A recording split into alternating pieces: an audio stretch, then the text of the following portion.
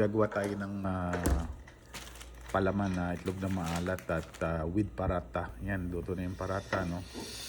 So, ito ang itlog, ano, hinati na natin. Tapos lalagyan lang natin siya ng mga iba't ibang klase ng pampalasa. Nandito sa kitchen lang to. Ito mayonnaise, nilagyan natin ng mayonnaise. And then halo ng konti, and then yung smoked paprika, ano, yan, lagyan na natin. Tapos sunod natin yung para medyo may garlic, yan, garlic powder. Yan, paminta syempre. Yun, mahusay. Haluin lang natin. Yun, ready na to. Kape naman tayo. Gawa tayo ng malupit na kape. Ayan, 15 grams. Basahin natin konti. Alig-aligin. Para static. Gamitan natin ang Comandante grinder. Malupit ang Comandante grinder na tayo. C40. Ayan, classic. Ano? Ayan. So, ayusin na natin siya. Filter, syempre. Tapos pre-wet natin yung ating filter. Yan. Para mawala yung lasa. Also, baka filter to, pero kailangan pa rin. Yan. Simulan na natin yung rover natin. Yan. Shortcut na, ha? Ayan.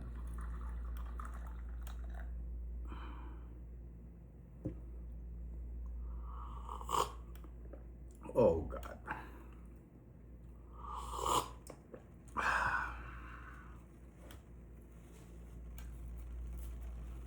This is paratha, and this is the egg, you know, egg na maalat, itlog na maalat. So, tikman natin.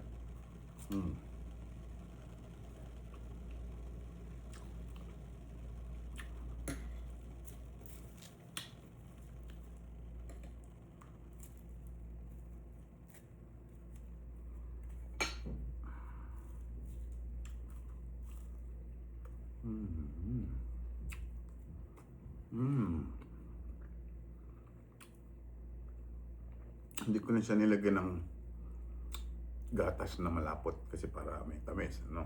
Okay na sa akin to. Yung egg na nabibili dito na yung nabili is hindi ganun kalat. So may mayonnaise na siya, may paprika, no? Smoked paprika. Lasa mo yung smokiness, ano? Merong hint of garlic, no? Sumisipa ng konti. And then ano pa ba yung nilagay ko?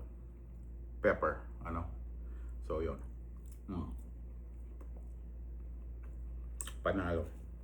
Saka gusto ko tong parata na to, yung sanbula. Ano siya, flaky, no? Mga flake niya. Ang sarap niya, parang bumili ka ng totoong parata sa Indian restaurant, no? Para sa akin. Tapos meron tayong G-Bruce, ano? Nag-roast ako last week ng coffee, ano? Yung Brazil Santos, ano? Galing Korea. So,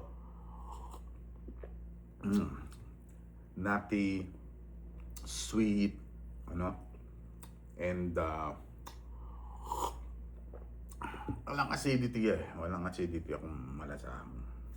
Sabi nila low acidity, pero for me totally parang wala akong maramdaman o malalahan. Tapos yung mouthfeel, parang medyo dry na laging gusto mong uminom, ano, ganon. So yun, ang sarap maggawa ng kape sa bahay, ano, kaysa bibili ka. The other day, I was in a photo shoot. Bumili ako ng coffee na pour over. This is actually pour over, ano.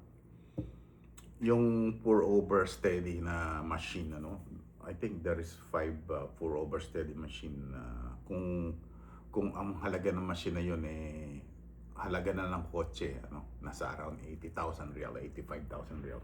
Ang ginagawa naman, nagbubuhos lang ng tubig. Parang nagbubuhos lang ng tubig sa, ano. Pero limang ano siya, 5 spout. So 83,000 real or 85,000 real. Napakamahal, no? And then, namili pa ako ng flavor doon. Mamili ka ng flavor. Anong flavor gusto mo? Sabi ng barista. Well, honestly, I was disappointed. First, malamig yung kape. Siguro, ginawa nilang at least 89 degrees Fahrenheit para tumamis nga yung kape nila. No? It was a medium roast na nakalagay doon sa description. Pero, ganun eh. Malamig ang ginawa nila eh. Kasi nga, mas malamig yung temperature, mas tatamis daw yung kape. Ano? I usually use 92, 93, 94. The most is 94. Ano? Anyway, hindi naman sa inaano ko yung sarili kong roasting. Ano? Otherwise, my roast is far better. Ano? Far better than the one this big coffee shop, ano, or famous coffee shop selling, you know. Well, they said love your own, but for me, no bias, you know, no joke, no joke.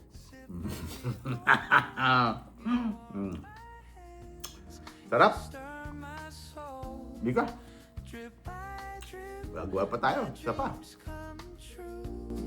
My morning begins with you. Bye-bye.